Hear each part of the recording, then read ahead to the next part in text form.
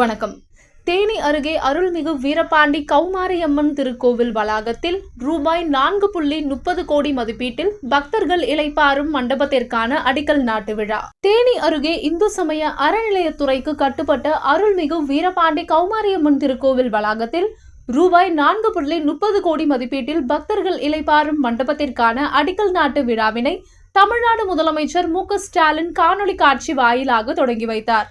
அதனைத் தொடர்ந்து நடைபெற்ற இந்நிகழ்ச்சியில் பெரியகுளம் சார் ஆட்சியர் ரஜத் பீடன், இந்து சமய அறநிலையத்துறை இணை ஆணையர் கார்த்திக், வீரபாண்டி பேரூராட்சி தலைவர் கீதா சசி உள்ளிட்டோர் குத்துவிளக்கேற்றி அடிக்கல் நாட்டி பணியை தொடங்கி வைத்தனர்.